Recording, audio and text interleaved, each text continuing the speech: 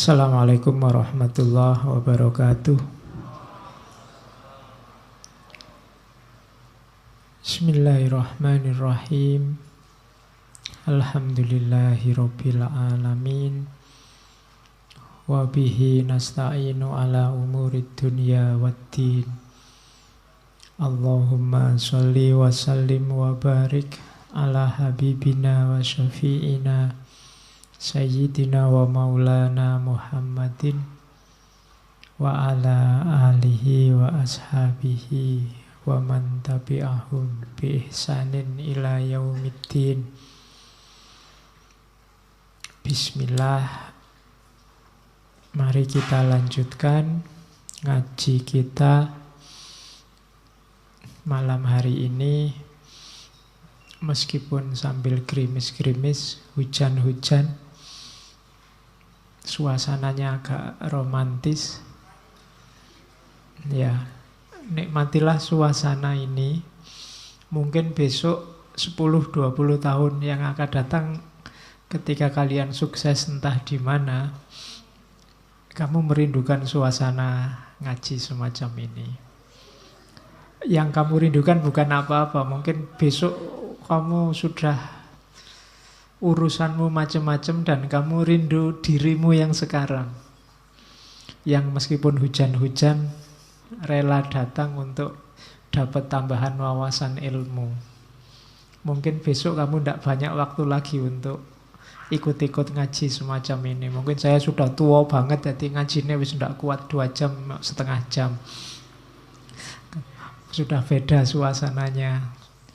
Nah, kalian sudah sukses, terus sibuknya luar biasa. Nah, malam-malam nanti mungkin kalian rindu suasana ngaji semacam ini. Maka sebelum besok rindu, nikmatilah. Kalau bahasanya Marcus Aurelius kemarin, rayakanlah setiap detik hidupmu. Kalau bahasanya agama, ya lo syukurilah. Allah masih memberimu kenikmatan untuk bisa merasakan manisnya ilmu, sehingga kamu rela berhujan-hujan malam-malam datang untuk ngaji, meskipun hanya dapat segelas teh, segelas kopi. Oke, malam ini saya lanjutkan ngaji filsafat kita di tema para raja. Minggu lalu sudah Markus, malam ini kita ketemu dari dunia Islam, tokoh yang sebenarnya mungkin saya nggak perlu mengangkat beliau karena pasti kalian sudah kenal. Umar bin Abdul Aziz. Saya sering bilang bahwa orang baik itu bukan orang yang tiap hari ngomong kebaikan atau menceramahkan kebaikan, tapi orang yang menjalankan kebaikan. Dan malam ini saya bawa orang baik itu ke ngaji kita. Kalian tidak perlu mencari konsep-konsep filosofis apa yang berasal dari beliau. Cukup kalian baca hidupnya, kalian kaji perjalanan hidupnya Umar bin Abdul Aziz, kalian sudah dapat banyak pelajaran, banyak filosofi. Dari tindakannya, kepribadiannya, kebijakan-kebijakannya, ya termasuk kata-kata fatwanya sebagai seorang raja, seorang sultan, seorang khalifah. Umar bin Abdul Aziz ini sangat terkenal. Tidak ada umat Islam yang tidak kenal beliau. Dikenal sebagai Umar kedua gelarnya. Meskipun beliau jadi raja tidak lama, hanya 2 tahun sekian bulan, sekitar 9 bulan. Tidak ada satu periode presiden. Presiden itu kan 5 tahun. Ini cuma 2 tahun, 9 bulan, bisa menciptakan dunia yang kalau bahasa Jawa gemah ripah loh jinawit, Toto Tentrem Kertoraharjo. Hanya dalam waktu 2 tahun 9 bulan. Dan beliau meninggalnya masih sangat muda. Dalam usia beliau lahir 682 dan meninggal 720. Sekitar 38 tahun. Bayangkan hidup yang 38 tahun saja. Jauh lebih tua saya sekarang. Itu iso sukses jadi tokoh paling besar dalam sejarah kekhalifahan Islam. Jadi kalian tidak usah tanya umur. Jadi orang baik, jadi orang berguna, jadi orang yang bermanfaat itu tidak usah nunggu besok, tidak usah nanya umur. Kalau kamu nunggu besok, mungkin tidak terjadi. Coba teman-teman baca ya sejarah tokoh-tokoh besar itu. Misalnya kalau kalian mengidolakan Soekarno, Soekarno itu seumuran kalian sudah ngapain? Kalau kamu mengidolakan sapa wis tokoh filsafat, Plato, Aristoteles, Socrates, coba baca sejarahnya. Seumur kalian ini mereka sedang ngapain? Sudah melakukan apa, punya jasa apa, punya prestasi apa?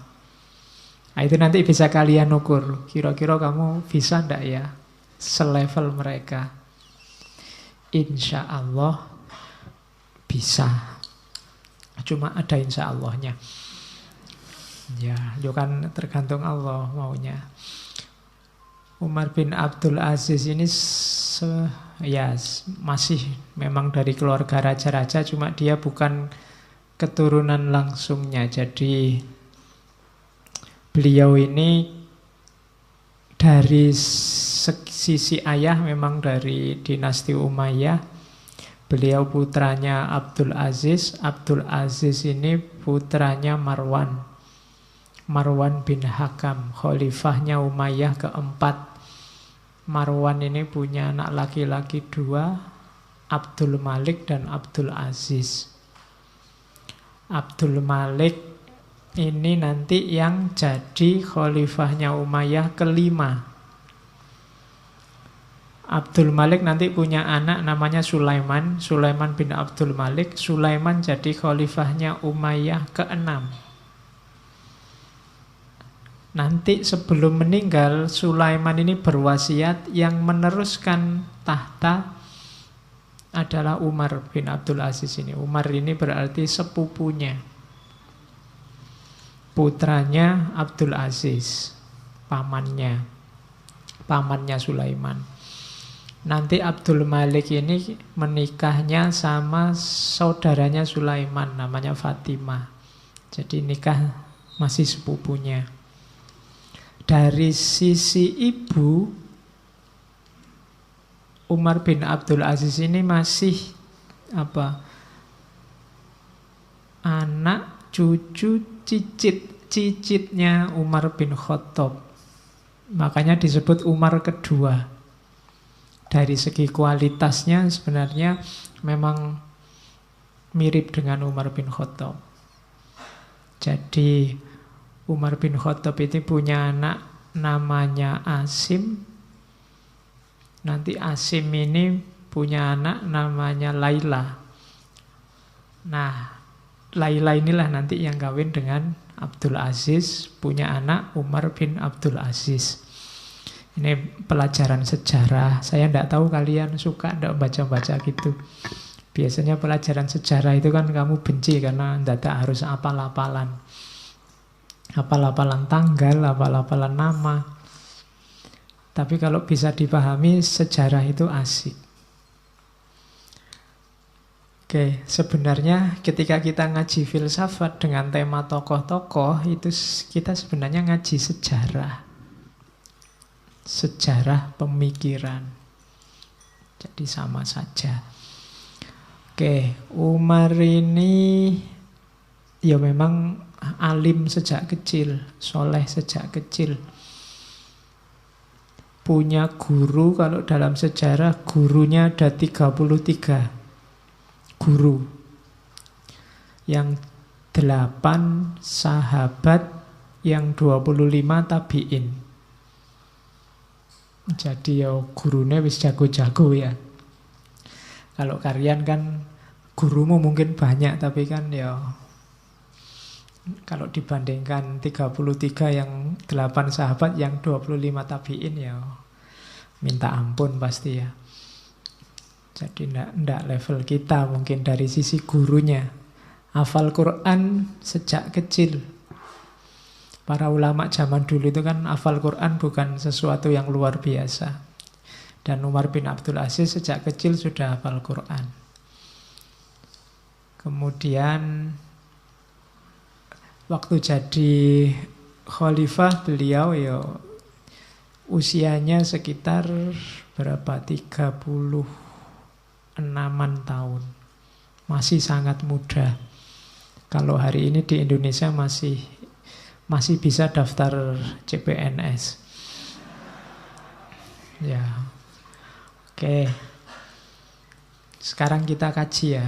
Saya bilang tadi kita ndak akan belajar dari kitab apa yang dikarang oleh Umar. Kita lihat sejarahnya Umar bin Abdul Aziz sendiri, itu sejarah yang sangat layak untuk diteladani. Banyak ilmunya. Jadi kayak Nabi itu kan Quran berjalan. Nah, Umar bin Abdul Aziz ini adalah khalifah idola, khalifah benchmarknya khalifah.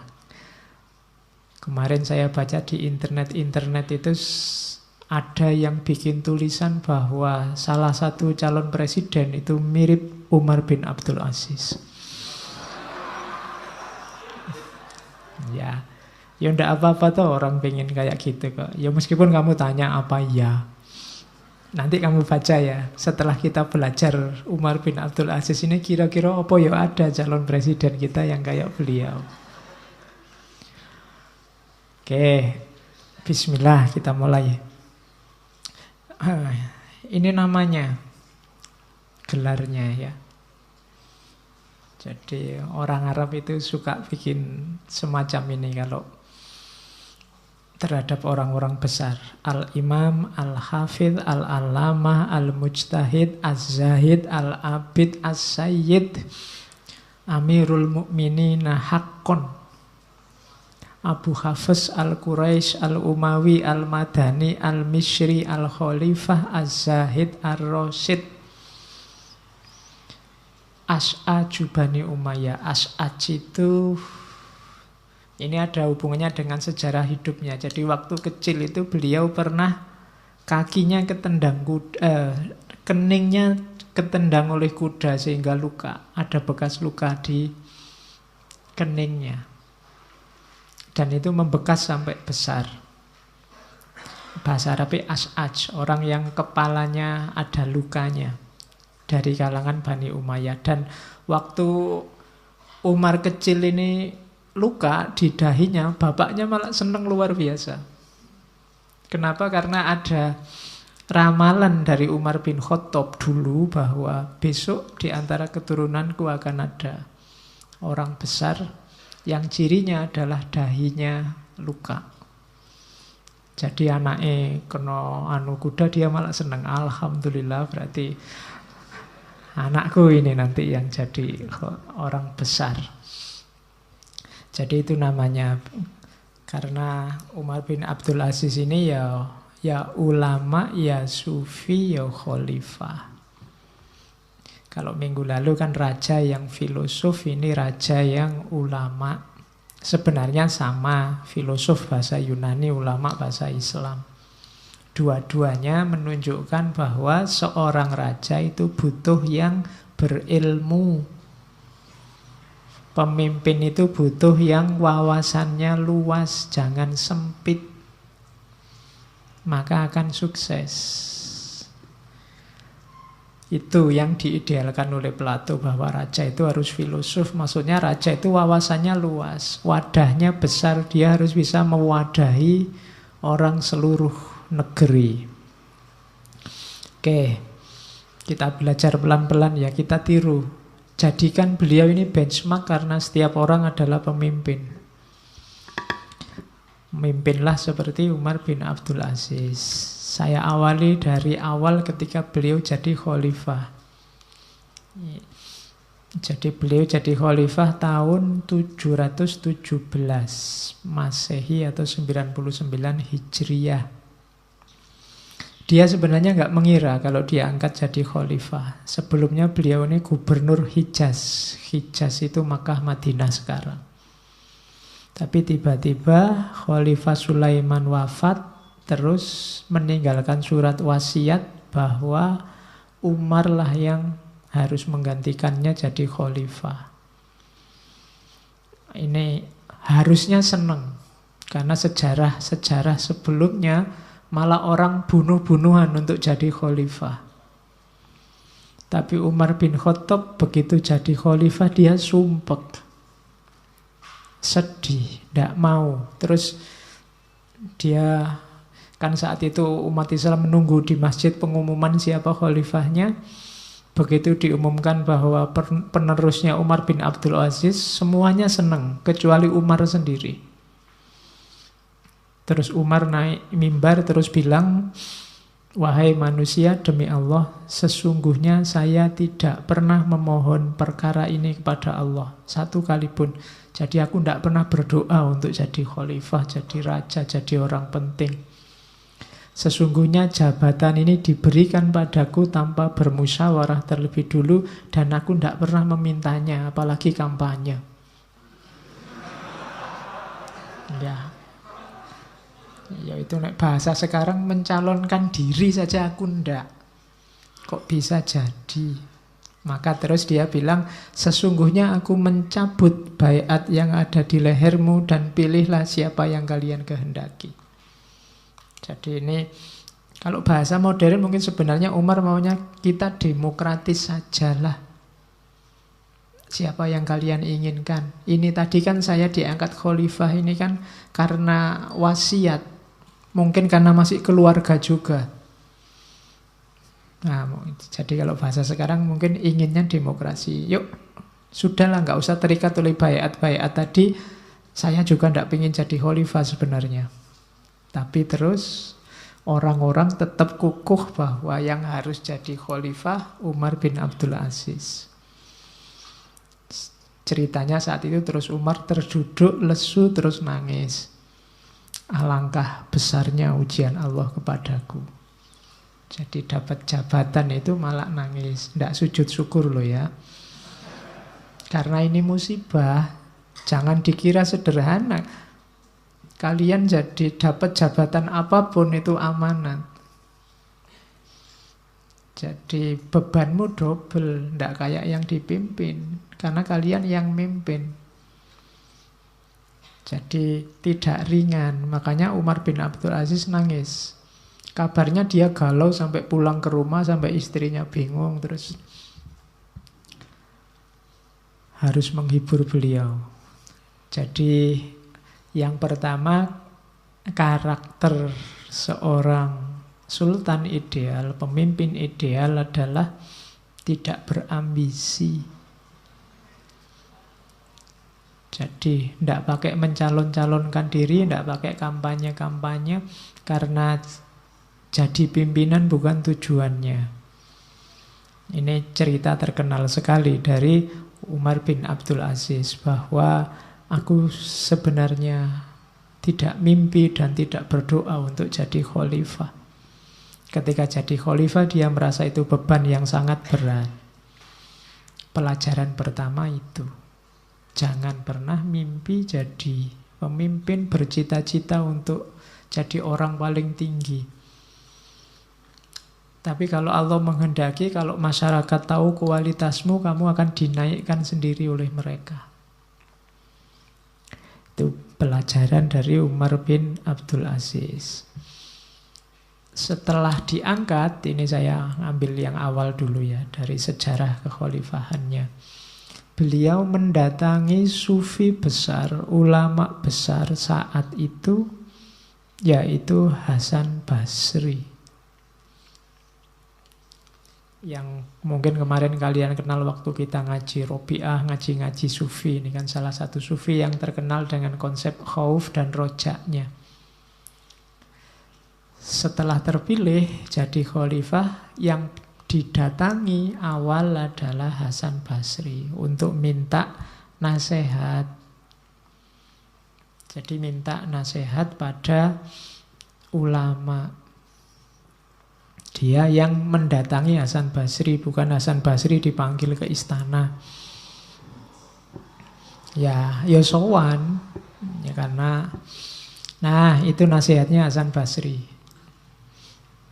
Di antara jawabannya Hasan Basri, ketahuilah Amirul Mukminin bahwa Allah menjadikan kepala negara yang adil itu untuk meluruskan segala yang miring, membetulkan yang bengkok, memperbaiki yang rusak, menguatkan yang lemah, membela yang teraniaya, dan menolong semua orang yang terlantar. Ini harus ada di kepalanya khalifah pertama-tama. Jadi fungsi pemelihara. Jangan sampai ada yang bengkok, jangan sampai ada yang miring, jangan sampai ada yang rusak.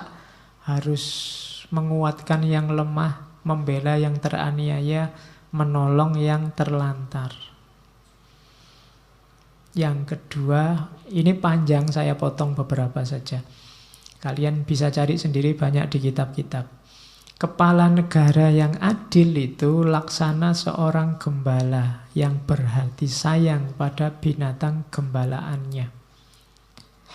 Dia adalah kawan yang mengantarkan gembalaan ke tempat yang lebih baik, menjauhkan dari tempat yang berbahaya, menjaga dari gangguan binatang buas, dan memelihara dari panas dan dingin. Jadi pemimpin itu, kalau bahasa Jawa, tugasnya momong. Jadi harus bisa momong. Momong itu bisa menampung, bisa menerima, kemudian nuntun dan mengarahkan. Siapa yang dipimpin? Jadi yang pertama dinasehati, pemimpin yang adil, perhatikan orang-orang lemah. Yang kedua, pemimpin yang adil harus bisa ngomong. Yang ketiga, pemimpin yang adil adalah pelindung anak yatim, bendaharawan bagi kaum fakir miskin. Bendaharawan itu maksudnya kalau ada orang fakir miskin, negara yang ngopeni, mendidik, mengasuh mereka saat kecil dan menjadi pelindungnya di saat besar. Jadi kayak di undang-undang kita itu loh, fakir miskin dan anak-anak terlantar dipelihara oleh negara. Dipelihara itu maksudnya diopeni, diangkat dari kemiskinannya, bukan berarti dipelihara, dibiarkan aja biar banyak. Karena kalimatnya kan dipelihara kamu, wah berarti dipelihara, makanya umat miskin itu ndak habis-habis Pak. Kenapa dipelihara oleh negara Pak? Oke, ndak, maksudnya dipelihara oleh negara itu diopeni basa Jawane. Jadi mungkin itu dulu terjemahan langsung dari bahasa Jawa, jadi diopeni jadi dipelihara. Karena kadang-kadang kita menerjemah ngomong itu kan yang Jawa kan dari Jawa langsung diindonesiakan. Kayak tadi saya baca skripsi itu kalimatnya kan kelihatan orang Jawa. Jadi setiap pagi masyarakat pada pergi ke masjid. Kalimat kok pada pergi ke masjid itu. Maksudnya bahasa Jawa, saben esuk wong-wong padha mangkat ning masjid. Jadi akhirnya kalimatnya jadi pada pergi ke masjid. Itu kan bingung kita yang ndak Jawa mesti bingung kok ada pada pergi ke masjid itu. Padha mangkat ning masjid maksudnya. Itu bahasa Indonesia sama kayak dipelihara oleh negara tadi. Oke, jadi nasihatnya Hasan Basri, pemimpin yang adil, perhatikan orang-orang lemah, harus bisa ngomong, perhatikan orang miskin dan anak yatim. Mereka tidak boleh merasa dicuekin. Oke, itu panjang nasihatnya Hasan Basri. Cuma ini untuk pelajaran bagi kita bahwa Kalau sudah ada di posisi puncak, ulama jangan ditinggal. Orang-orang pinter jangan ditinggal. Harus didengarkan nasihatnya. Oke, kadang-kadang kebalik. Waktu ingin jadi pimpinan, ulamanya dilibatkan. Yang diincar masanya. Kalau sudah jadi terus ditinggal, itu kebalik. Justru butuh ulama kalau sudah jadi. Masukan-masukannya berharga untuk ngatur negara. Zaman dulu sering sufi, ulama itu didatangi oleh sultan-sultan, oleh raja-raja. Kenapa harus didatangi? Karena mereka tidak mungkin mau datang ke istana. Yang butuh mereka yang datang. Jadi jabatan jangan dicari, kalau sudah dapat laksanakan sebaik-baiknya, minta nasihat ahlinya. Itu kepemimpinan yang baik. Oke, kita lihat sekarang karakter-karakternya Umar bin Abdul Aziz. Yang pertama, takut pada Allah. Banyak sekali cerita-cerita yang menggambarkan bahwa beliau ini orang yang sangat takut pada hari akhir, akhirat, takut pada kemurkaannya Allah. Kalau pemimpin dasarnya sudah takut pada Allah, insya Allah tidak melakukan yang aneh-aneh, yang merusak-merusak, yang menyengsarakan, yang salah jalur. Jadi tidak ada yang ditakuti selain Allah. Itu pemimpin pasti kuat. Tapi kalau masih takut selain Allah, takut negara lain lah, takut miskin lah, takut pendapatan turun lah, takut masih banyak ketakutan yang lain, ada titik-titik lemahnya. Tapi kalau pemimpin hanya Allah yang ditakuti, dia akan jadi pemimpin yang kuat. Jadi Umar ini hampir tidak pernah istirahat. Kalau pagi ya melayani umatnya, kalau malam dia seorang sufi yang suka berdua sama Allah. Suka munajat, dan cirinya adalah beliau gampang menangis. Jadi hatinya lembut. Nah, yuk kamu cari pemimpin yang seperti ini besok. Yang takutnya hanya pada Allah, tidak ada yang lain. Kalau takut pada Allah itu ya berarti dunia tidak terlalu membuat dia gentar, situasi apapun. Jadi karakter pertama ini. Karakter selanjutnya adalah wirai, kalau bahasa sufinya, warok.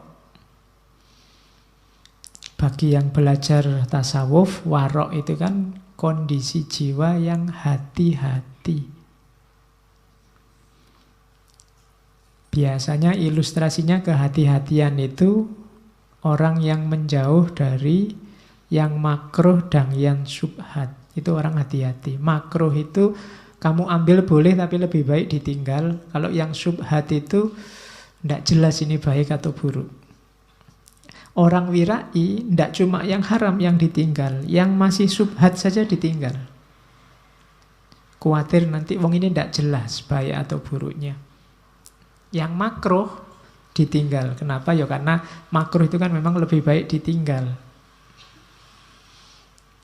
Jadi itu karakter kedua dari seorang Umar bin Abdul Aziz. Anaknya pernah protes, ini bapaknya kan hati-hati sekali. Umar bin Abdul Aziz itu hartanya dikembalikan semua ke negara. Bahkan harta keluarganya pun diminta untuk dikembalikan ke negara. Ini nanti yang antara lain menyebabkan beliau umurnya pendek. Karena beliau diracun.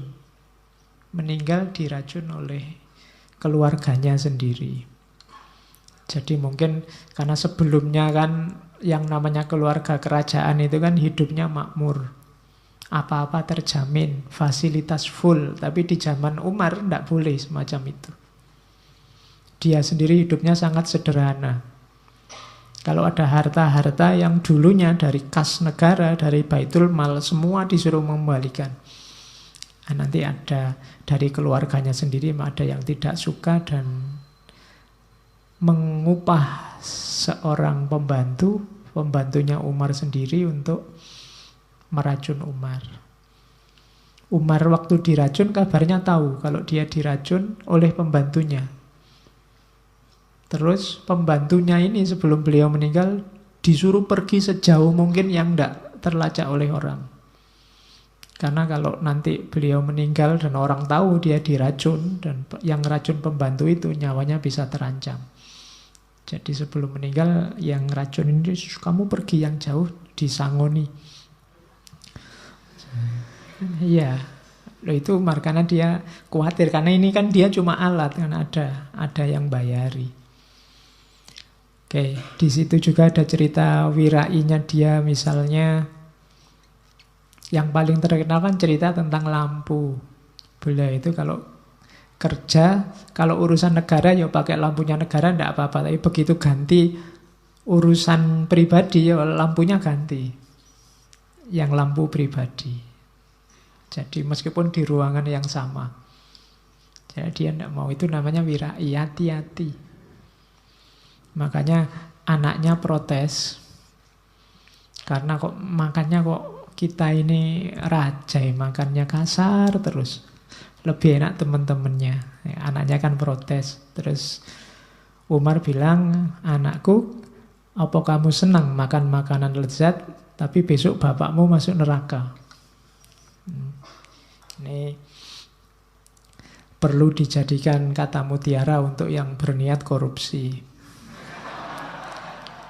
Ya, mikirnya jangan cuma sekarang kalau mau korupsi. Ya sekarang enak-enak, lezat-lezat, hidup nikmat, tapi besok masuk neraka. Dan jangan salah, akhirat itu lebih abadi, lebih panjang. Kalau orang cerdas mesti tidak milih itu. Oke, bahkan beliau suatu ketika ada cerita pingin apel. Terus ada keluarganya, pingin apel kok ndak ngomong-ngomong, dibeliin apel keranjang itu, tapi disuruh ambil lagi. Ya terima kasih sudah dibelikan, bawa pulang lagi aja, ndak apa-apa. Nah, terus ada yang tanya, wahai Amirul Mukminin, dikasih hadiah kan ndak apa-apa. Nabi dulu juga menerima hadiah. Jawabannya Umar, ya hadiah kalau zaman Nabi dulu memang hadiah. Orang berterima kasih atas segala yang diberikan oleh Rasulullah. Tapi kalau orang ngasih hadiah saya, itu bukan hadiah, pasti suap. Besok kalau dia butuh apa-apa, ini mesti diungkit lagi, ini mesti disinggung-singgung lagi. Aku nolaknya ya susah karena sudah terlanjur nerima. Seandainya ini tak terima, maka ndaklah. Itu namanya warok, wirai. Jadi yang meragukan saja tidak, yang makruh saja tidak. Makruh itu kan lebih baik tidak. Makanya di tempat saya di Maguwo itu dulu ada pusat perbelanjaan namanya Makro. Sekarang ganti Lotemat. Ya. Kenapa Makro kok tutup? Karena tidak laku. Kenapa tidak laku? Namanya Makro. Coba namanya jangan Makro, sunnah apa wajib itu. Mesti banyak yang datang. Oke, itu juga banyak. Sebenarnya banyak cerita-ceritanya, saya ambil beberapa ya. Suatu ketika dia pingin air panas. Terus pelayannya masak di dapur umum. Dapur umum kan yang miliknya negara. Nah, terus begitu Umar tahu, loh ini wong saya yang butuh kok, bukan negara yang butuh kok, masaknya pakai fasilitas negara. Akhirnya coba dihitung tadi kayunya berapa yang dipakai.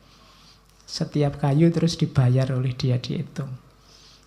Nah, itu Umar bin Abdul Aziz. Jadi, yuk kita geleng-geleng aja kan lihat. Yang semacam ini seolah-olah di negeri dongeng, tapi kita pernah punya tokoh yang semacam ini. Kita jadikan benchmark. Siapa tahu di antara kalian nanti ada yang jadi khalifah. Nanti kalau Ya, jangan khawatir kalau jadi khalifah nanti tak bikinkan gelar yang panjang. Tak kasih gelar ngajinya di Sudirman, Amirul Mukminin As-Sudirmani Al-Yogjawi. Ya, jadi biar gelarnya panjang. Oke, karakter yang kedua. Jadi diinget-inget besok kalau jadi pemimpin harus wirai. Mengedepankan kehati-hatian. Yang ketiga sederhana. Umar ini kebalikannya kalau dalam ceritanya. Sebelum beliau jadi khalifah ini hidupnya mewah. Beliau ini gubernur Hijaz, Mekah, Madinah. Tapi begitu jadi khalifah malah terbalik. Semua yang mewah-mewah diserahkan ke negara. Beliau hidup dengan sederhana. Ada riwayat Abu Ja'far Al-Mansur tanya kepada putranya Umar, berapa kekayaan ayahmu saat menjabat jadi khalifah? 40.000 dinar katanya Abdul Aziz. Ja'far bertanya lagi, lalu berapa kekayaan ayahmu saat meninggal dunia? 400 dinar. Malah susut. Susutnya banyak. Katanya Abdul Aziz, ya itu pun kalau tidak kurang.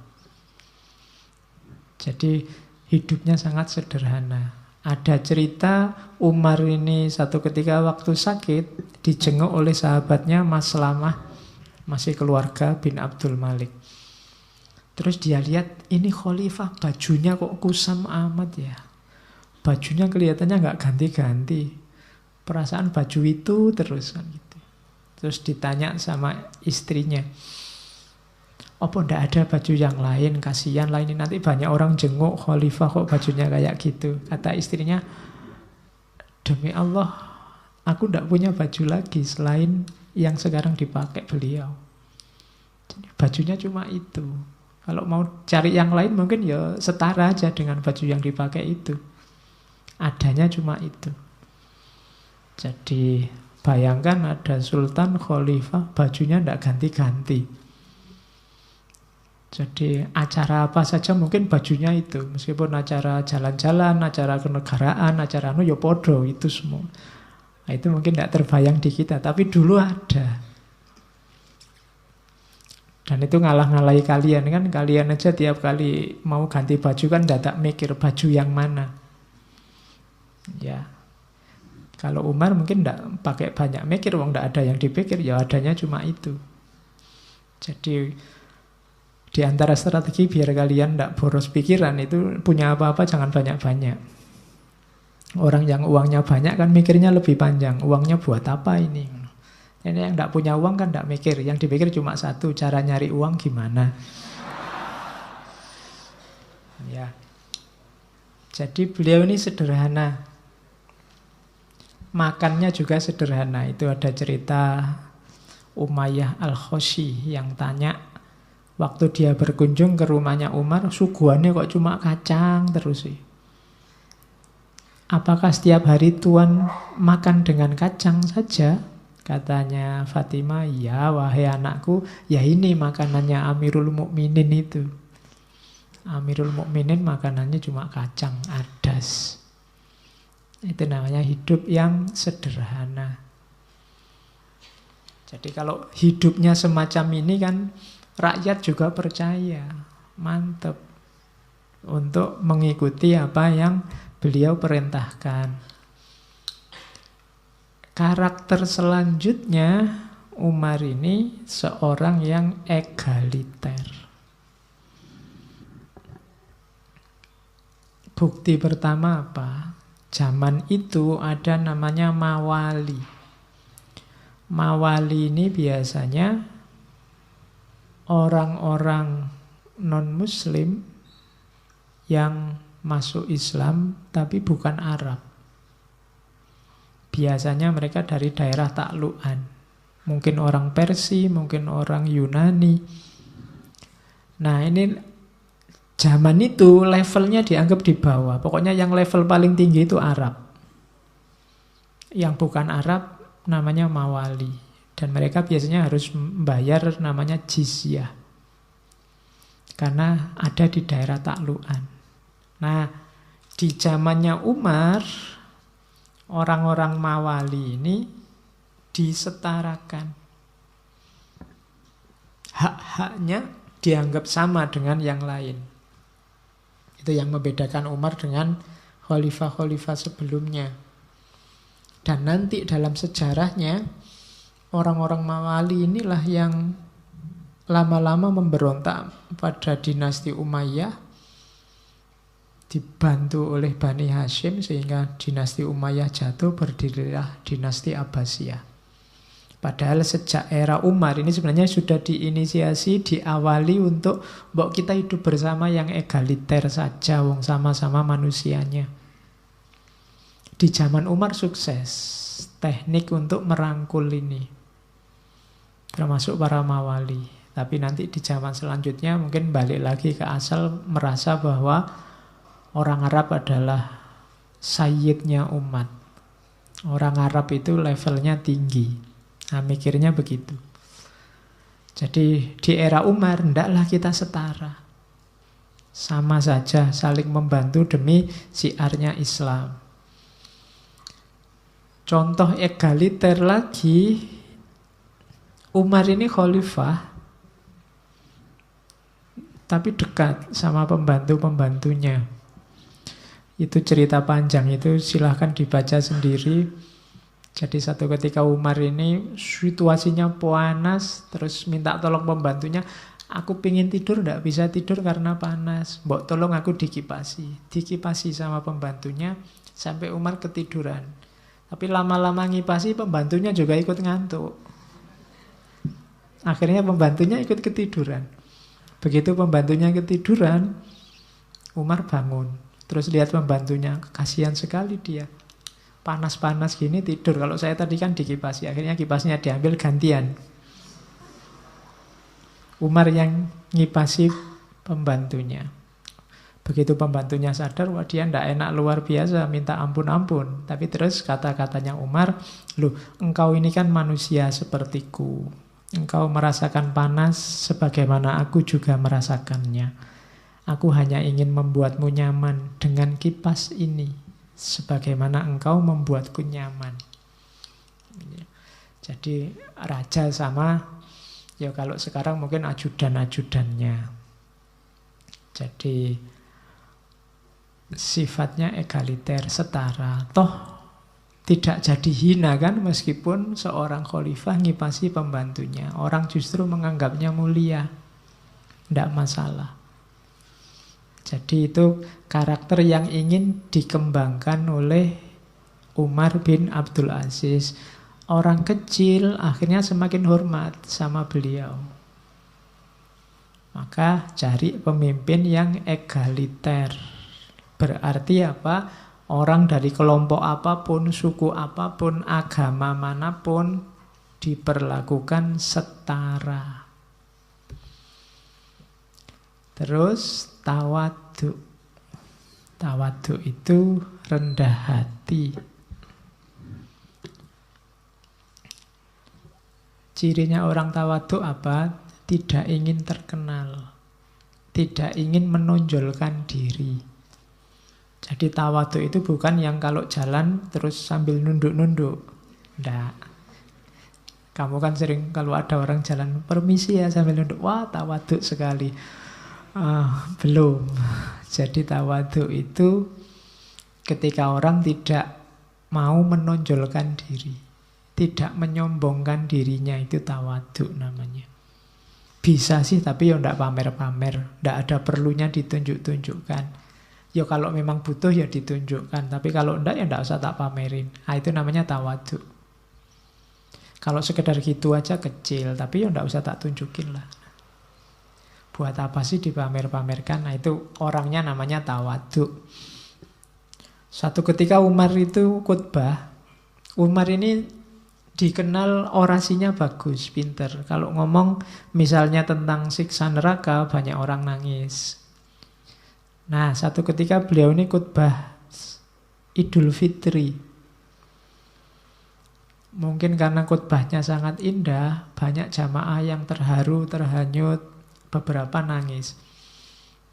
Nah Umar ini lihat, ini jamaah kok sama nangis semua. Tiba-tiba dia berhenti. Terus khutbahnya ditutup. Padahal itu masih setengah jalan. Terus ada seorang pejabat istana tanya, Amirul Mukminin, khutbah Anda itu kan membuat semua jamaah nangis terharu. Mereka ingin mendengar kelanjutannya. Kenapa tiba-tiba Anda berhenti? Aku tidak suka disanjung-sanjung dan dibangga-banggakan. Nanti kalau aku pulang mesti orang-orang bilang, wah khalifah khutbah sip. Ya kan? Kalau hari ini sudah di-share kemana-mana sudah khutbahnya. Nah, itu makanya Umar enggak, ini kok orang mendengarkan khutbahku sampai segitunya, ini harus berhenti ini, nanti dipuji-puji aku. Itu Umar. Jadi kalau saya tiru sekarang, lu kamu kok lihat aku ngaji segitunya, ini harusnya berhenti ini.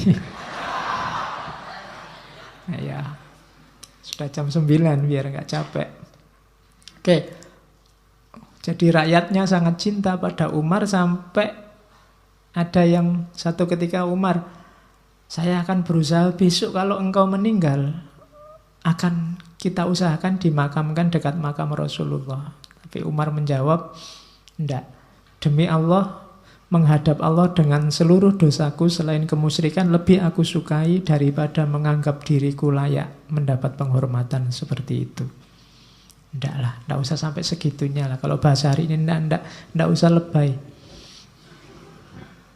Aku enggak semulia itu. Jadi aku enggak layak dapat kehormatan sebesar itu. Mending aku menghadap Allah dengan dosa-dosaku sendiri daripada aku malu. Mungkin beliau merasa nanti aku malu disetarakan, dijejer dengan Rasulullah. Itu namanya tawadhu.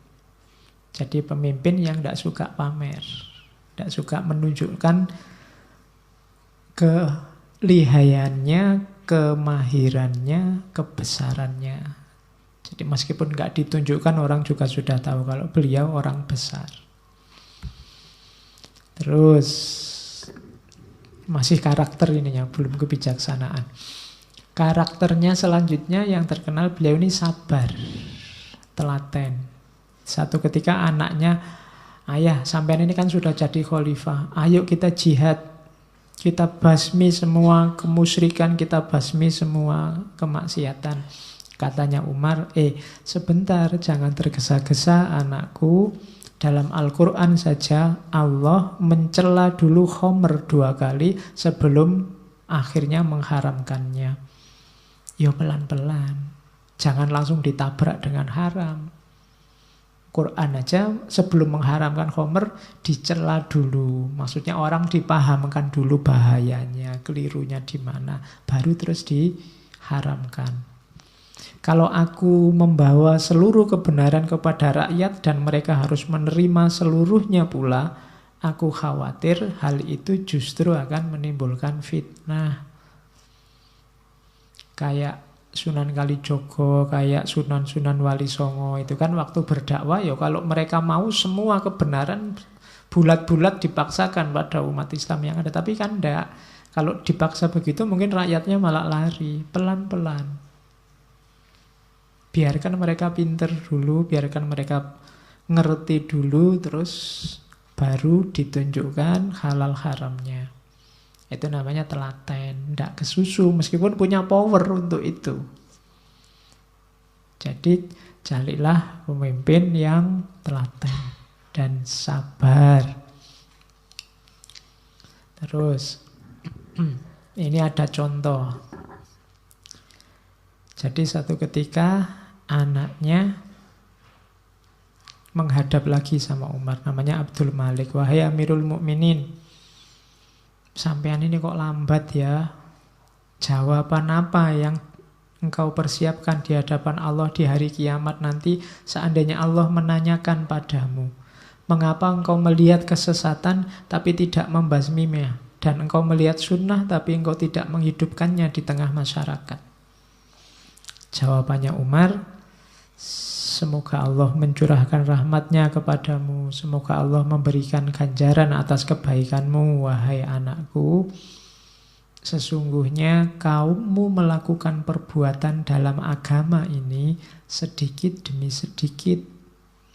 Jika aku melakukan pembasmian terhadap apa yang mereka lakukan, maka aku tidak merasa aman bahwa tindakanku itu akan menimbulkan bencana dan pertumpahan darah, serta mereka akan menghujatku. Demi Allah, hilangnya dunia bagiku jauh lebih ringan daripada munculnya pertumpahan darah yang disebabkan oleh tindakanku. Jadi ini menghadapi banyak aliran-aliran. Ada yang dianggap sesat, ada yang dianggap lurus, ada yang dominan, ada yang pinggiran. Anaknya tidak telaten, mbok sudah kita punya kekuasaan. Sikat saja semua yang kelihatannya maksiat, sesat. Wong kita punya tentara banyak, apa susahnya nyerbu mereka, bikin undang-undang yang melarang-larang mereka. Nah, jawabannya Umar, sebentar anakku, ya kamu orang baik sih ya, pikirannya simpel begitu. Ya kan gitu bahasa kasarnya Umar. Jadi rakyat itu macam-macam, tidak bisa sesederhana itu. Kalau tiba-tiba dipaksakan, tiba-tiba dilarang, kemungkinan bisa pertumpahan darah. Muncul fitnah yang tidak karu-karuan. Kalau cuma mengenai aku sebagai raja tidak masalah. Tapi kalau gara-gara keputusanku, tindakanku, terus umat saling menumpahkan darah, aku tidak bisa. Karena Allah pasti murka dengan itu. Nah, itu yang saya sebut beliau telaten. Bukan berarti yang salah terus dibenarkan, tidak, diubah, tapi pelan-pelan.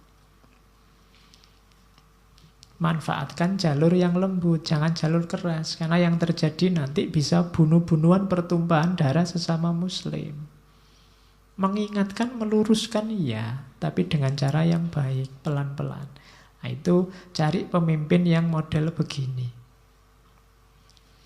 yang berkarakter ini, adil. Kalau ini saya tidak perlu cerita, semua orang yakin bahwa beliau ini orang yang adil. Saya bawa satu cerita itu. Jadi satu ketika khalifah ini ke Mekah untuk pokoknya kalau bahasa sekarang belusuan. Ya, belusuan ke Mekah. Terus nyari ada masalah apa, kalau ada masalah diselesaikan. Terus mau pulang lagi ke Damaskus. Dinasti Umayyah ibu kotanya di Damaskus. Ya, Damaskus itu, ya kalau sekarang Suriah yang hancur itu. Dulu orang menyebutnya Syam. Sebelum Islam datang, ini ibu kotanya Romawi Timur. Jadi Dimaski, Damaskus, Damsyik nama yang sama. Atau Syam, atau sekarang jadinya Suriah. Nah, Umar satu ketika dari Mekah ingin pulang, tiba-tiba ada orang datang, seorang warga. Orang ini bilang, aku sebenarnya dianiaya orang, tapi aku tidak sanggup cerita. Umar malah penasaran, kok apa sih maksudnya? Setelah dikejar-kejar, oh ternyata orang ini dizolimi oleh penguasa setempat. Hartanya dirampas, tapi kemudian dia dipaksa, kamu harus bersumpah tidak memperkarakan hal ini. Ya kalau bahasa sekarang, kamu harus bersumpah tidak lapor polisi. Bahasanya gitu. Tapi hartanya dirampas oleh penguasa. Tapi dia tidak tahan, terus begitu lihat kok ada Umar yang belusuan, terus didatangi. Begitu diceritain, Umar langsung datang ke rumahnya penguasa itu. Kok ya kebetulan penguasanya sedang sholat, pejabat daerahnya sedang sholat. Sholatnya lama dikusuk-kusukkan. Nah, begitu selesai sholat terus dia tergopoh-gopoh menemui Umar. Dibentak sama Umar, jangan tipu aku dengan kekusukanmu. Ya, itu bahasanya Umar gitu. Ayo, kembalikan harta orang ini yang pernah kamu ambil dan minta maaf sebagai gantinya. Jadi sudahlah, tidak usah gaya kusuk. Urusanmu sekarang pokoknya balik kan gitu nek bahasa Jawa. Kembalikan harta orang ini yang kamu zolimi. Setelah itu dia bilang pada orang tadi, sekarang pergilah bawa hartamu Kamu tidak usah galau lagi, tidak usah mikir bahwa kamu melanggar sumpah. Nah, itu Umar. Jadi kalau urusan keadilan dia tegas. Meskipun orangnya lembut. Terus ini juga terkenal karakter selanjutnya. Beliau ini pembela du'afa, orang-orang lemah. Dia ini dasar pemerintahnya adalah kasih sayang pada umat, pada rakyatnya. Menghukum iya, cuma sesuai kadar kesalahan. Kalau bisa dimaafkan ya dimaafkan. Perhatian paling besar pada orang-orang lemah. Orang lemah itu orang tua, janda tua yang hidupnya susah. Bukan janda-janda muda yang masih ya keluarga yang punya banyak anak. Ini kan biasanya. Bahkan ceritanya di zaman Umar ini bayari orang untuk membimbing nuntun tunanetra.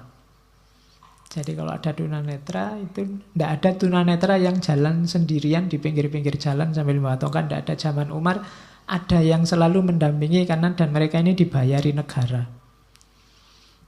Itu zaman Umar bin Abdul Aziz. Terus setiap kali ada peperangan mau diwanti-wanti jangan sampai menyakiti, membunuh wanita, anak-anak, tawanan dan seterusnya. Ini sudah lazim etika perangnya Islam. Tawanan juga diperlakukan yang baik. Tawanan termasuk golongan orang yang lemah.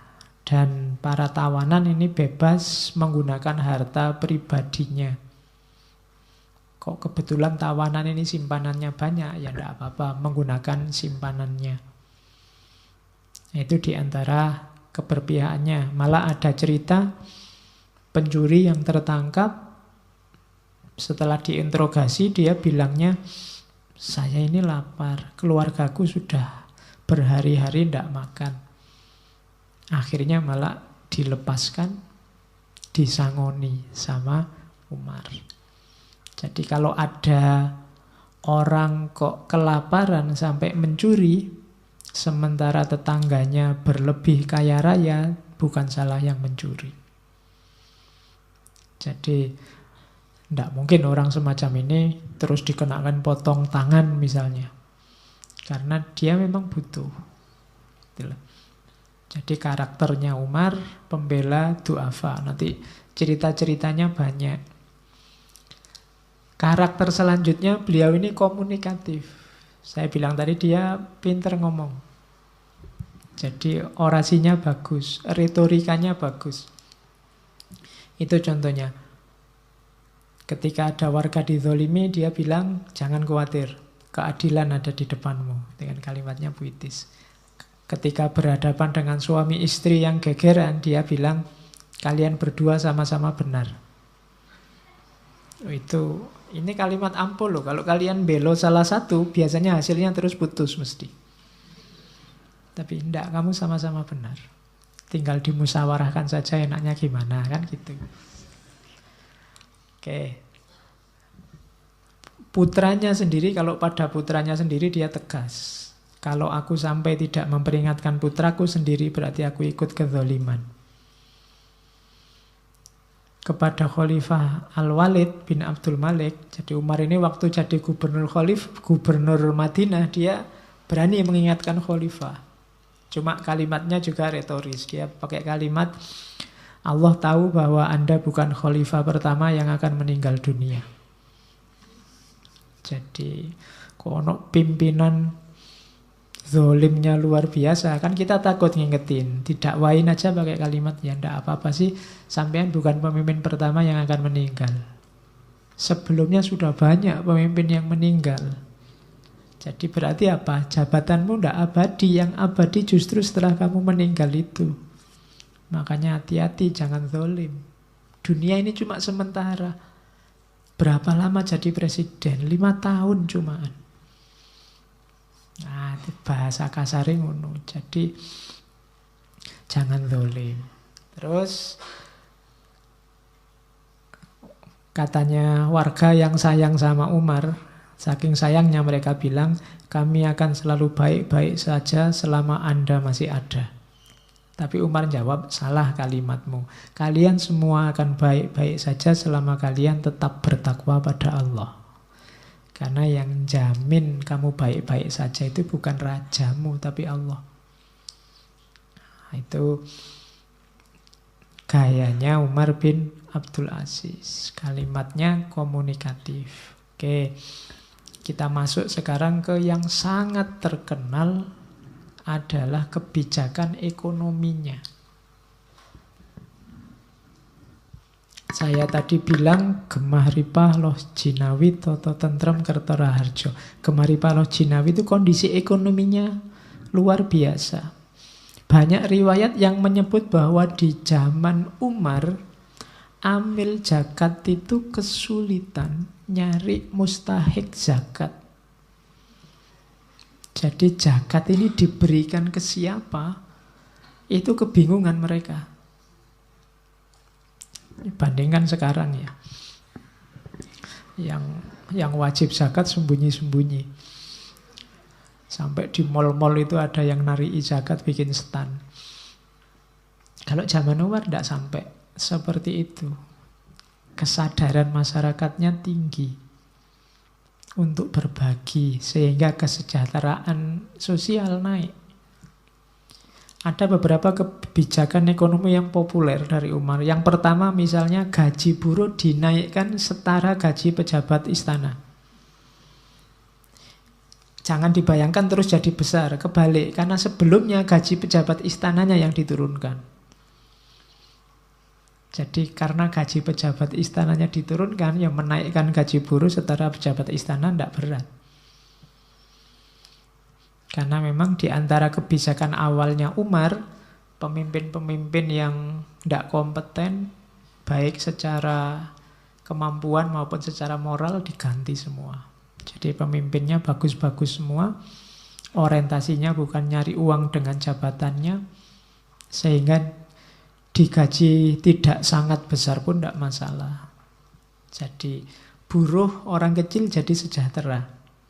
Semua pejabat dilarang menggunakan uang negara, uang umat untuk modal usaha pribadi. Itu kebijakan zaman itu luar biasa. Yang ketiga, ini mungkin kalau sekarang diterapkan bisa rame. Negara menanggung utang seseorang jika orang tersebut benar-benar terbukti tidak mampu membayar utang, selama hutangnya bukan untuk maksiat. Nah, ini kamu bolak-balik utang mesti kalau gitu. Belum punya rumah Pak, utang. Belum punya mobil Pak, utang. Mungkin kamu gitu dulu. Jadi ketika situasi ini bisa jalan, kalau dicermati ya sebenarnya kesuksesannya Umar bukan membuat dirinya sangat baik, tapi juga membuat masyarakat juga jadi masyarakat yang baik. Pemerintah percaya dengan rakyatnya, rakyat percaya dengan pemerintahnya, karena semuanya bisa dipercaya. Terus silahkan orang berusaha bebas, negara tidak banyak majeki, tidak mencampuri harga-harga. Tanah khoroj ini tanah rampasan perang, tidak boleh dijual, didaya gunakan saja untuk kepentingan umat Islam. Pajak petani diringankan.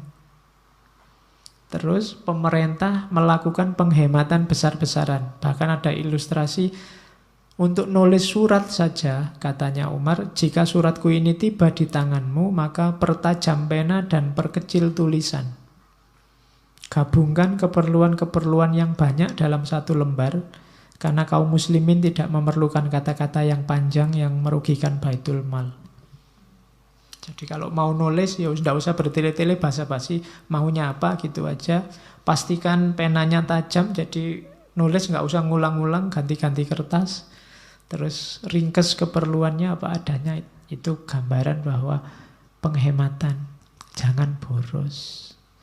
Kalau bisa hemat, mengapa harus boros? Kalau baju sedikit aja cukup, kenapa harus baju yang banyak? Kemudian juga orang-orang miskin dan terlantar, balita, yatim piatu, yang orang tuanya gugur di medan perang, dikasih tunjangan bulanan oleh negara. Nah, ini kebijakan ekonominya Umar bin Abdul Aziz. Termasuk ini yang populer, menghapus pajak untuk mu'alaf. Jadi kalau ada mu'alaf, meskipun dia kaya raya, kebijakannya Umar, pajaknya dihapuskan. Ya ini kan dalam rangka dakwah, biar banyak orang yang tertarik sama Islam. Tidak apa-apa, meskipun dia kaya, tidak harus bayar pajak selama dia mu'alaf. Banyak gubernur yang keberatan, karena di wilayah yang dia kuasai, itu banyak orang-orang semula non-muslim, dia dapat pajak besar. Sekarang mereka pindah masuk Islam. Pajaknya menyusut banyak. Terus ngirim surat pada khalifah. Misalnya itu, Abdul Hamid bin Abdurrahman. Ngirim surat, mbok yo pajak untuk mu'alaf itu tidak usah dihapus. Jawabannya Umar bin Abdul Aziz, lupakan saja usulmu yang ingin tetap menarik pajak dari mereka. Ketahuilah sesungguhnya Allah mengutus Muhammad adalah untuk mengajak manusia beralih ke Islam, bukan untuk ditariki pajak. Ya. Setiap orang kafir yang masuk Islam harus diberi bagian harta zakat dan tidak dikenakan kewajiban membayar pajak. Jadi dia dapat zakat, tidak boleh membayar pajak. Yang mewarisinya adalah keluarganya, dan keluarganya tetap bisa dapat hak waris seperti halnya orang-orang Islam. Ya kalau tidak punya hak waris, warisannya jadi milik kas negara. Gubernur Mesir juga protes, dijawab oleh Umar bin Abdul Aziz, sesungguhnya Allah mengutus Muhammad adalah sebagai Rasul yang menunjukkan manusia pada jalan yang lurus, bukan sebagai penarik pajak. Jadi untuk hal yang baik-baik semacam ini Umar tegas. Jadi demi apa? Syiarnya Islam, kejayaannya Islam. Biar orang tertarik untuk masuk ke Islam dan terus mereka tahu isinya Islam yang baik-baik. Ini contohnya ilustrasi keberhasilan kebijakan ekonomi. Jadi suatu ketika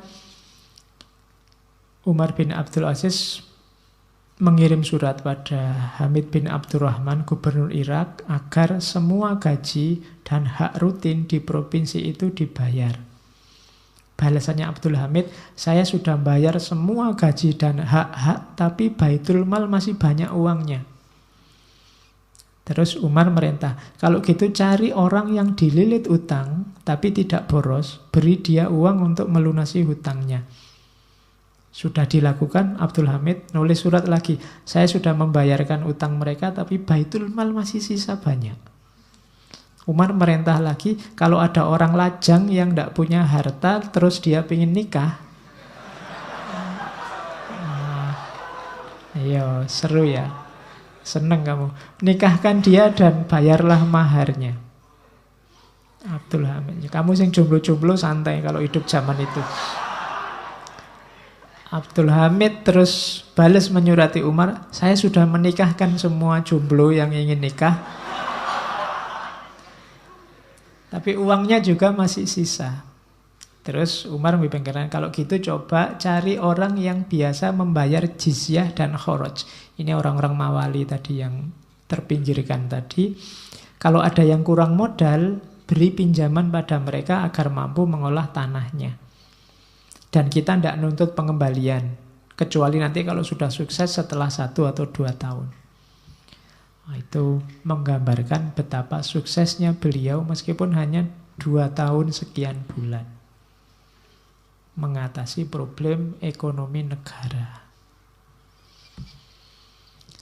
Oke, yang ekonomi sudah. Sekarang tentang yang ilmu dan pendidikan. Saya bilang tadi Umar ini gurunya 33, yang 8 sahabat, yang 25 tabi'in. Maka beliau sangat concern dengan dunia pendidikan.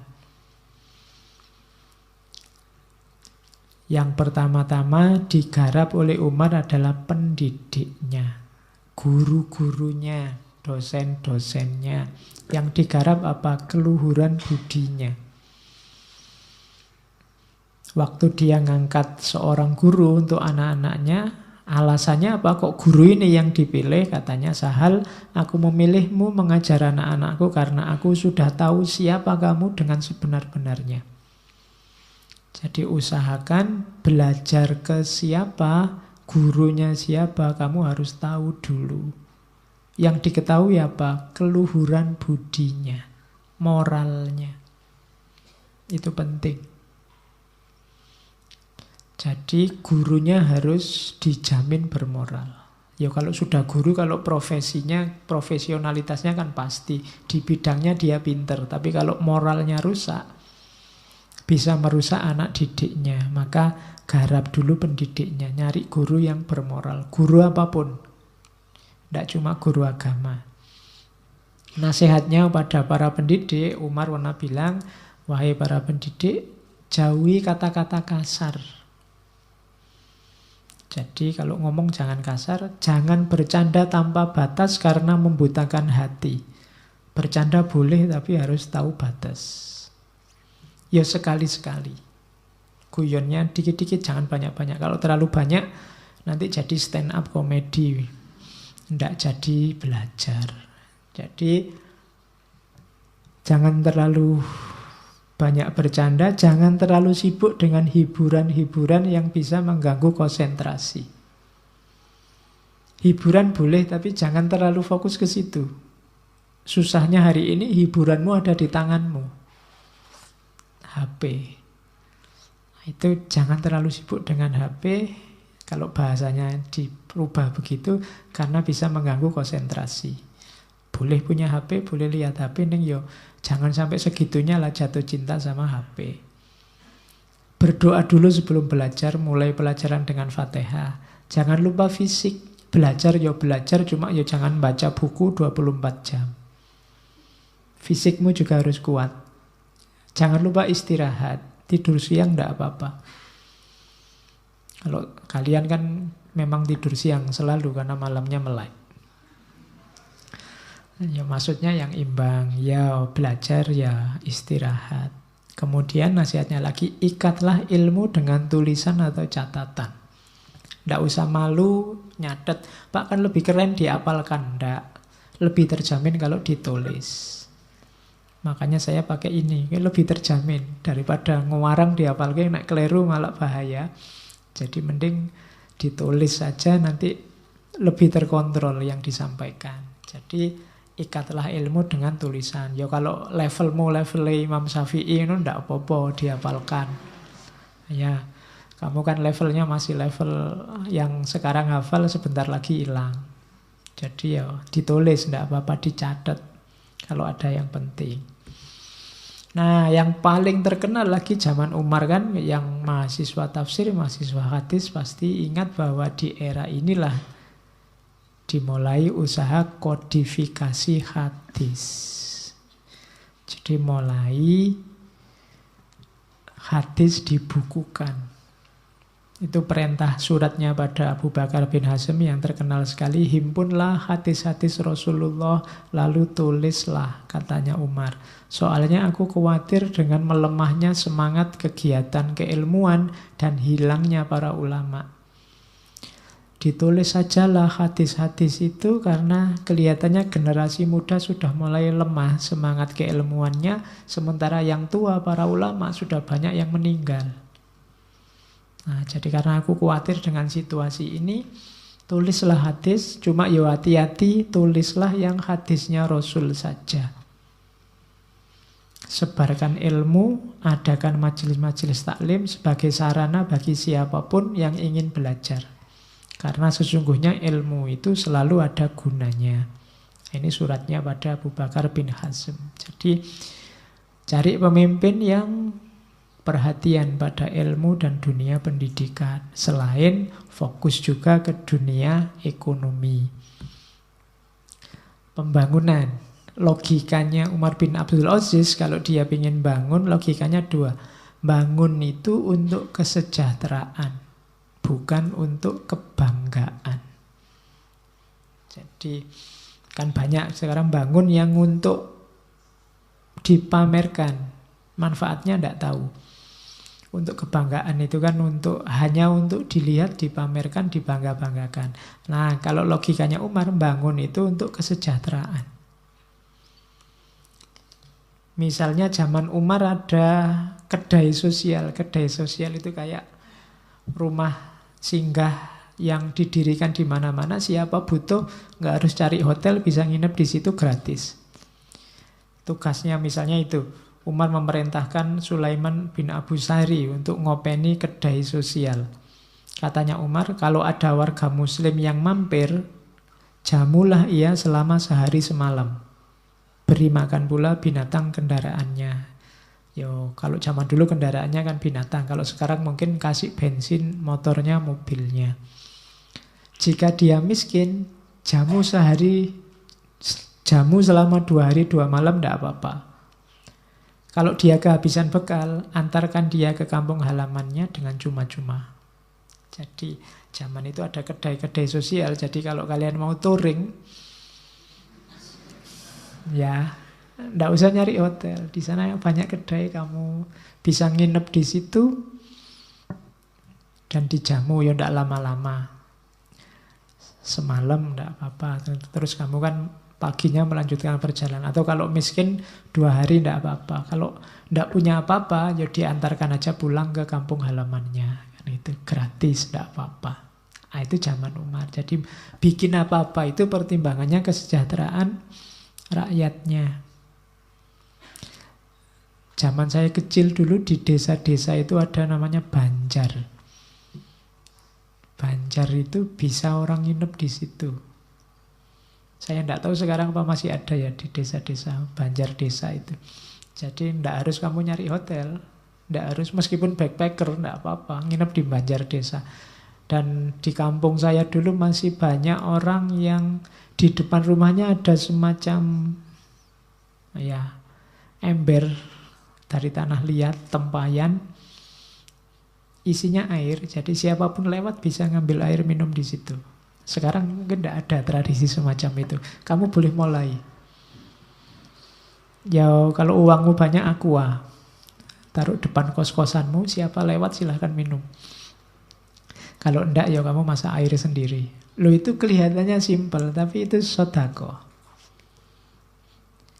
Jadi berbagi dengan orang lain. Uang cuma air putih aja kok, enggak apa-apa. Ini tradisi-tradisi yang menghilang hari ini. Oke, ini kalau menghadapi konflik. Misalnya Umar kalau ada konflik, misalnya ada konflik ini, ada orang yang ganti bacaan sholawat. Bacaan sholawatnya diganti pujian-pujian, doa-doa pada pemimpin mereka. Nah, ini ada kasus itu. Dilaporkan pada Umar. Umar akhirnya bikin kebijakan begini.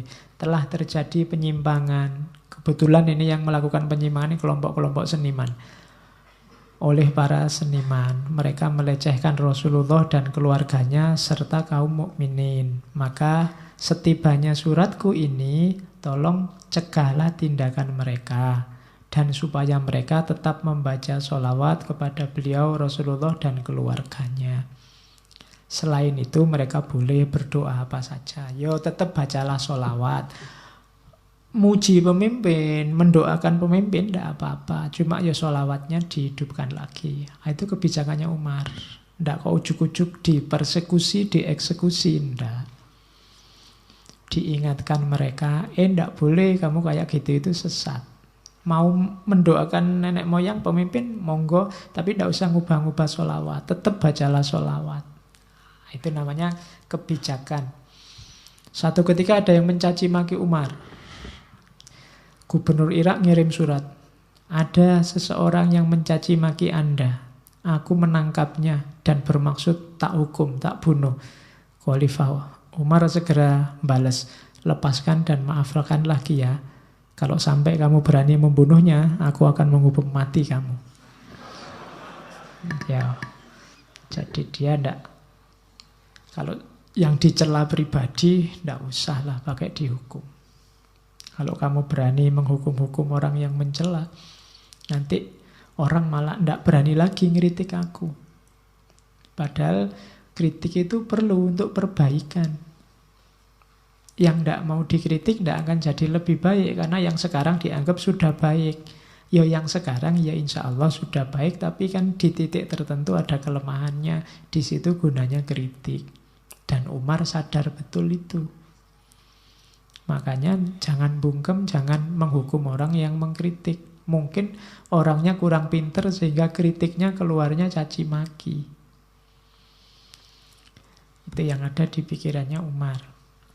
Oke, satu ketika Umar ditanya tentang konflik antara Bani Hashim, Bani Umayyah. Ini kan konflik yang tidak selesai-selesai sepanjang sejarah Islam. Bani Hashim dan Bani Umayyah. Katanya Umar, itu kan peristiwa berdarah. Dan Allah menjaga tanganku dari peristiwa itu. Tetapi apakah aku tidak boleh membersihkannya dengan lidahku? Sahabat-sahabat Rasulullah mengumpamakannya sebagai penyakit mata, yang dalam mengobatinya tidak usah menyentuhnya. Jadi ini Umar, ya itu konflik simbah-simbah bapak-bapak kita dulu yang berdarah-darah. Alhamdulillah aku tidak terlibat. Tapi sekarang aku yang megang kekuasaannya umat Islam. Maka aku tidak akan ikut-ikut konflik itu. Dengan kekuasaanku mungkin aku bisa meredakan konflik ini. Terus Umar pinjam istilahnya para sahabat. Kalau ini penyakit, namanya penyakit mata. Penyakit mata itu mengobatinya harus berjarak. Tidak boleh langsung menyentuh matanya. Jadi bukan tidak kayak penyakit capek. Misalnya capek kan kamu harus malah nempel sama capeknya dipijat. Kalau berjarak malah tidak. Pijet berjarak kan nggak jadi pijet. Tapi kalau sakit mata tidak boleh nempel. Jadi, nah konfliknya antar umat Islam ini kayak penyakit mata. Iya harus diselesaikan oleh yang berkepentingan, tapi kalau bisa ambil jarak. Jangan melibatkan diri. Karena begitu melibatkan diri di dalam biasanya terputar di situ. Nah, itu makanya sahabat-sahabat Rasulullah mengumpamakannya seperti penyakit mata. Yang monumental dari Umar bin Abdul Aziz lagi, di zaman Umar dihentikan caci maki pada sahabat Ali bin Abi Thalib. Sebelum eranya Umar, setiap kali khutbah Jumat itu selalu diakhiri dengan maki-maki Ali. Ya biasa itu dalam rangka rivalitas Bani Umayyah, Bani Abbasiyah. Disitulah nanti oleh Umar sudahlah dihentikan budaya caci maki itu. Umar merasa bahwa tidak mungkin saya mencaci maki orang yang dijamin masuk surga, pemimpin yang dicintai Allah, dicintai Rasulnya. Jadi tradisi ini harus dihentikan. Itu yang mungkin membuat Umar tidak populer di kalangan keluarganya sendiri, Bani Umayyah. Dan itu nanti jadi awal setiap kali khutbah Jumat kan yang dibaca diganti dengan surat An-Nahl ayat 90 itu. Setiap khotib kan pasti baca itu, innallaha ya'muru bil adli wal ihsan wa ita'i dzil qurba wa yanha 'anil fahsya'i wal munkari wal baghi ya'idzukum la'allakum tadzakarun. Karena pasti baca itu khotib. Ini sebenarnya ijtihadnya Umar untuk ganti, karena sebelumnya setiap kali khutbah selesai isinya maki-maki. Nah, jadi dimanapun ada khutbah kok isinya maki-maki, kalau bisa digantilah. Itu dalilnya mana? Manut Umar bin Abdul Aziz. Jangan ada khutbah yang isinya maki-maki. Oke. Nah, saya membawa beberapa surat karena ada beberapa kitab yang isinya surat-suratnya Umar. Saya ambil beberapa yang unik-unik, mungkin bermanfaat. Jadi satu ketika Umar ini dikomplain sama anak buahnya. Ada seorang hakim yang protes, kita ini kerjanya berat, tiap hari harus lembur, gajinya nggak seberapa, saya pingin mundur sajalah. Terus dikirimi surat oleh Umar. Kawan, bayangkanlah olehmu para penghuni neraka yang harus terus begadang karena kesakitan menahan siksa untuk selamanya. Aku yakin hal itu akan menggugah kesadaranmu dan kembali berbakti pada Allah. Jangan sampai ketakutanmu menyimpang dari jalan yang benar dan justru membuatmu kehilangan harapan dan bernasib buruk di sisinya. Kalau kamu mengeluh, kamu capek, tidak sempat tidur, dan ini jadi alasan kamu tidak serius, sehingga kamu menyimpang dari jalannya, berarti kamu besok masuk neraka. Ingatlah, di neraka kamu begadang terus. Nggak mungkin kamu di neraka sempat tidur. Jadi makanya sudahlah kerja sesuai tanggung jawab kewajibanmu secara serius. Karena tugasmu itu. Wah, itu. Ini ngirimi surat pada pejabat-pejabat yang malas, yang tidak tanggung jawab. Ada lagi surat dari Gubernur Abu Bakar bin Hazm. Ini sebenarnya permohonannya masuk akal. Cuma Umar tadi kan hati-hati dan mengutamakan kesejahteraan rakyat. Jadi beliau ini minta lampu di jalan yang menuju masjid. Jalan ini kan gelap. Kalau untuk sholat isya sama sholat subuh. Sebenarnya yang dikirimi khalifah sebelumnya, Khalifah Sulaiman. Cuma ini diteruskan khalifahnya oleh Umar, ya otomatis yang harus jawab suratnya Umar. Terus dijawab oleh Umar, aku sudah membaca suratmu Ibnu Hazm, karena Khalifah Sulaiman sudah tidak ada, maka sebagai penggantinya, aku yang harus menanggapinya. Aku sudah paham permintaanmu. Tapi sejak dulu aku melihatmu biasa keluar rumah menuju masjid pada malam yang gelap gulita tanpa penerangan sama sekali. Dan aku pikir waktu itu keadaanmu sama seperti sekarang. Jadi sebaiknya lupakan saja keinginanmu itu. Sekian dan mudah-mudahan kamu selalu selamat sejahtera. Jadi ya bahasa kasarnya, kebutuhan negara banyak. Kalau sekedar jalan menuju masjidmu, sejak dulu aku lihat kamu ke masjid di gelap-gelapan juga tidak apa-apa toh.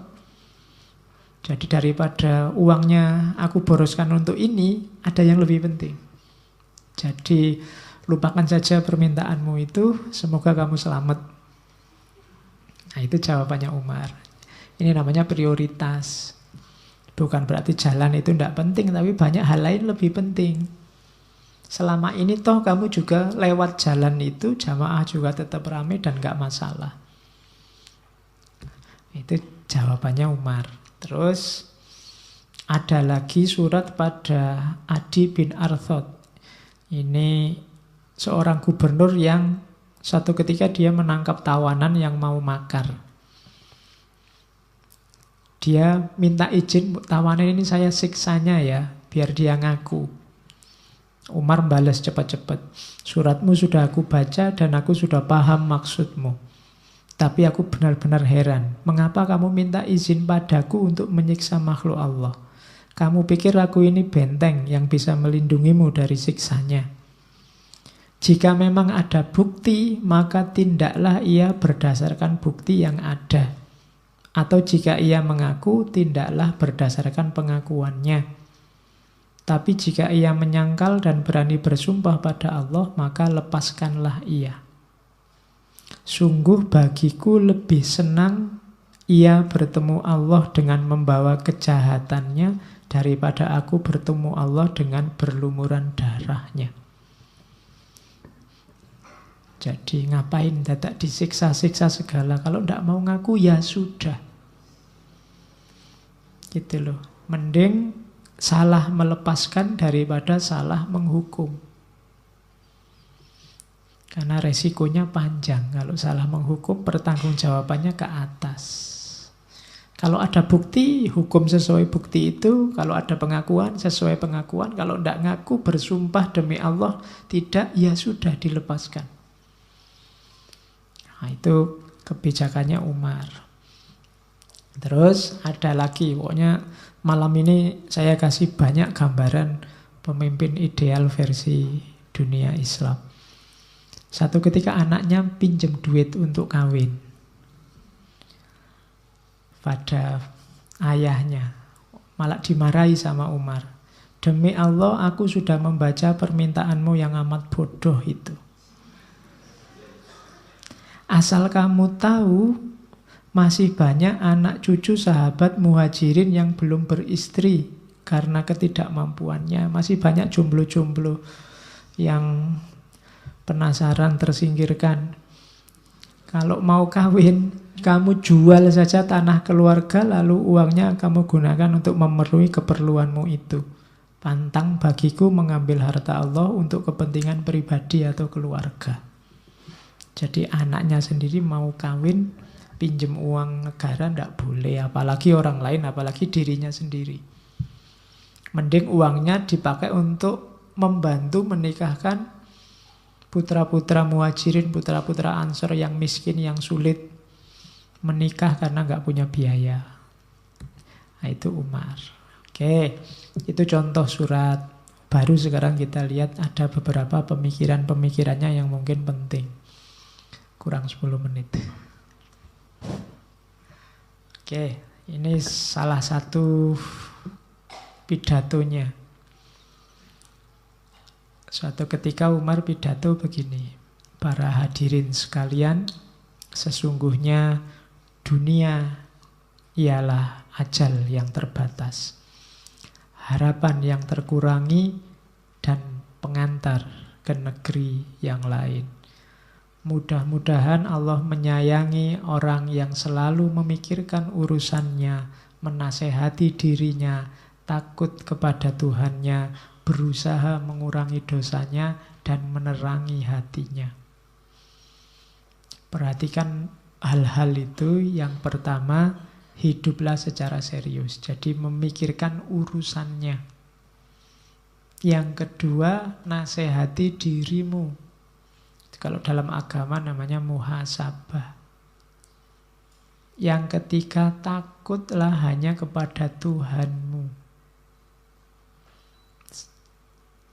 Yang keempat, kurangi dosamu. Bukan hapus dosamu, abot nek menghapus dosa, kurang ono. Yang biasanya suka bohong sehari 3 kali, ya kurangilah 2,5 kali misalnya. Ya, ndak terlalu, biasanya bohong temen, ini ndak terlalu bohong, dikurangi, dan terangilah hatimu. Para hadirin sekalian, aku yakin kalian semua tahu bahwa Adam, nenek moyang kalian, diusir dari surga hanya karena melakukan satu kesalahan. Tapi Tuhan kalian berjanji akan menerima taubat. Karena itu, hendaklah setiap kalian waspada terhadap kesalahannya dan berharap penuh kepada Tuhannya. Waspadalah, jangan menyepelekan salah yang kecil. Dosa yang menurutmu sepele. Misalnya pakai baju temennya nggak izin misalnya. Temennya sampai marah-marah, itu kan sepele. Allah, besok minta maaf, beres Pak. Hati-hati, dosa sekecil apapun itu bisa fatal akibatnya kalau Allah tidak berkenan. Adam itu dikeluarkan dari surga karena dosa cuma satu tok, yaitu makan. Iya kan? Dosanya Nabi Adam kan makan buah khuldi, yang buah itu dilarang oleh Allah. Itu dia dikeluarkan dari surga. Loh, kalau logika Adam ini diterapkan ke kalian, kalian tidak bisa mlebu swarga, dosamu banyak. Tapi ya tetaplah berharap sama Allah, karena Allah Maha penerima taubat. Itu nasihatnya Umar bin Abdul Aziz. Ada 3 hal yang menunjang kesempurnaan akhlak seseorang. Yaitu yang pertama apa? Dapat mengendalikan amarahnya sehingga tidak keluar dari kebenaran. Yang kedua, bisa menguasai rasa senangnya sehingga tidak terjebak dalam kebatilan. Yang ketiga, bersikap arif dan sabar jika sedang berkuasa. Ingat-ingat 3 ini. Orang biasanya terjebak di tiga ini. Saat marah, saat senang, dan saat berkuasa. Kok sedih enggak, Pak? Enggak. Kalau sedih biasanya kamu malah ingat Allah, ingin tobat. Tapi kalau kamu sedang senang biasanya lupa. Hidupmu kalau lancar-lancar saja, rutin-rutin saja, kan kamu jarang ingat Allah. Biasa-biasa saja, jarang ingat Allah. Apalagi senang. Tapi kalau sumpek lebih ingat. Maka waspada kalau kamu pas senang. Atau pas marah. Kalau ini sudah umum. Kalau orang marah itu sedang di luar kontrol.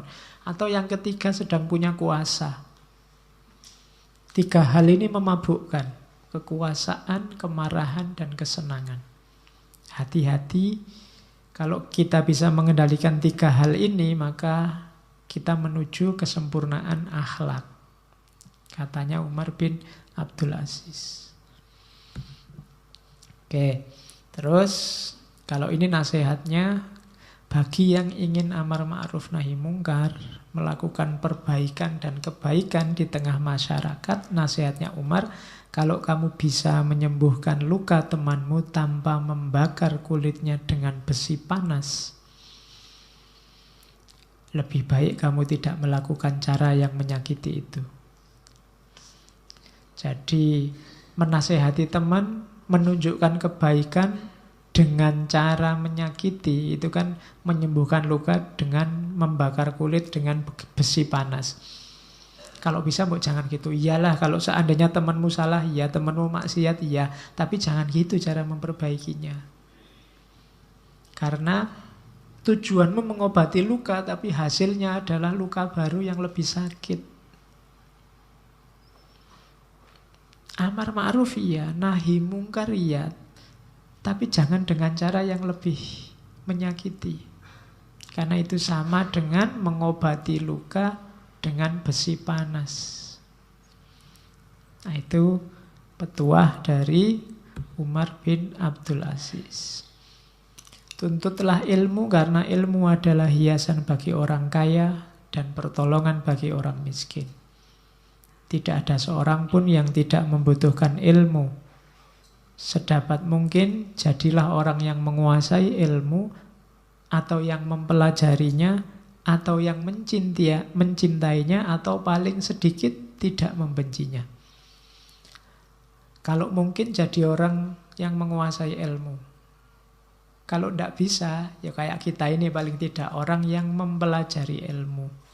Kalau tidak bisa, belajar saja tidak sempat, tidak apa-apalah. Paling tidak kamu cinta sama ilmu. Kalau cinta saja tidak bisa, Pak, nggak bisa Pak saya cinta. Ya sudah, paling tidak jangan benci sama ilmu. Ini menunjukkan bahwa ilmu itu sangat penting. Kalau bisa dikuasai, dikuasai. Kalau belum bisa, dipelajari. Dipelajari kok masih tidak bisa, ya paling tidak kamu cintai. Dicintai kok susah Pak, ya tidak, paling tidak kamu tidak benci lah sama ilmu. Itu nasihatnya Umar. Oke. Ini satu ketika sebelum beliau meninggal ada yang tanya, wahai Amirul Mukminin, tidakkah engkau mau mewariskan sesuatu pada anak-anakmu? Sampean ini hidupnya kok sederhana sekali. Lah nanti tinggalannya apa pada anak-anak? Jawabannya Umar, apa yang ingin kuwariskan? Aku tidak punya apa-apa. Loh, mengapa engkau tinggalkan anakmu dalam keadaan tidak punya apa-apa? Jawabannya Umar, jika anakku orang soleh, Allah yang akan mengurus orang-orang soleh. Tapi jika anakku orang yang tidak soleh, aku tidak mau meninggalkan hartaku di tangan orang yang mendurhakai Allah dan menggunakan hartaku untuk mendurhakai Allah. Tidak usah ditinggal. Berarti apa? Warisan yang paling berharga itu apa? Kesolehan. Jadikan anakmu jadi anak yang soleh. Kalau tidak, kamu tidak pantas mewarisi hartanya juga. Karena harta itu akan dipergunakan untuk mendurhakai Allah. Menggunakan harta di jalan yang dimurkai oleh Allah. Nah, itu jawabannya Umar bin Abdul Aziz. Terakhir, ini kalimat pada anaknya. Satu ketika Umar bilang pada anaknya, ya bunayya idza soluhar ra'su falaisa alal jasadi ba'sun. Wahai anakku, kalau isi kepala beres, maka tidak akan ada masalah terhadap jasmani, dunia nyata, jasadmu. Jadi kalau isi kepalamu beres, hidupmu akan beres. Falaisa alal jasadi ba'sun itu, maka tubuhmu tidak akan punya masalah apa-apa. Berarti yang dibereskan pertama apa? Isi kepala, pikiran, ilmu. Dunia ini kacau karena ro'asnya tidak soleh. Isi kepalanya tidak beres. Kalau isi kepala beres, maka laisa alal jasadi ba'sun. Kalimat ini diucapkan oleh Umar sama anaknya karena satu ketika anaknya ini melihat ada segerombolan domba, di tengah-tengahnya ada serigala. Tapi kok dombanya malah aman, tidak dimakan tuh oleh serigala. Kok bisa begitu? Jawabannya Umar, idza soluhar ra'su falaisa alal jasadi ba'sun. Kalau kepalanya beres, berarti apa? Meskipun dia serigala, isi kepalanya bukan isi kepala untuk memangsa. Jadi domba-domba pun aman. Meskipun dia punya kemampuan, serigala itu punya kemampuan untuk makan semua domba itu, serigala itu tidak makan. Kenapa? Mungkin serigala itu isi kepalanya beda. Ya, kalau isi kepalanya biasa itu kan kiasan untuk menjelaskan ini. Bahwa kalau isi kepalanya lurus, ya mungkin habis domba itu. Tapi soluhar ra'su, isi kepalanya soleh, makanya dombanya aman. Kalian juga begitu. Kalau isi kepalamu beres, semua hal dalam hidupmu akan beres. Kuncinya ada di situ. Yang di luar diri tidak bisa mempengaruhimu. Kalau isi kepalamu sudah tertata, rapi, beres. Oke. Saya kira itu malam ini isinya cerita menunjukkan bahwa kita punya tokoh besar, kita punya ideal, kita punya idola yang bisa ditiru. Yang beliau kalau pakai bahasa filsafat tidak cuma sofia tapi juga phronesis. Tidak cuma punya kebijaksanaan teoritis. Tokoh-tokoh yang banyak kita kaji kemarin-kemarin kan teorinya bagus-bagus tapi hanya teori, hanya konsep. Beliau ini kebijaksanaannya sudah kebijaksanaan praksis. Namanya phronesis. Perilakunya bijaksana, tidak cuma pikirannya yang bijaksana. Kalau sofia itu kan kebijaksanaan tapi pikiran. Nah, beliau ini, Umar bin Abdul Aziz ini, orang kalau mau belajar tidak buka buku tapi lihat aja sejarah hidup beliau, yang beliau lakukan. Itulah pelajarannya. Oke, saya kira itu untuk Umar bin Abdul Aziz. Minggu depan kita ke India, ketemu Sultan Akbar Agung, Jamaluddin Muhammad Akbar. Kalau besok lebih filosofis gagasannya, karena beliau punya, dengan kekuasaannya menggagas model keberagamaan baru namanya dini ilahi, yang nanti bisa mirip-mirip ditandingkan dengan tokoh terakhir kita Sultan Agung. Oke, saya kira itu untuk sesi malam hari ini. Kurang lebihnya mohon maaf. Wallahul muwaffiq, wallahu a'lam bissawab. Wassalamualaikum warahmatullahi wabarakatuh.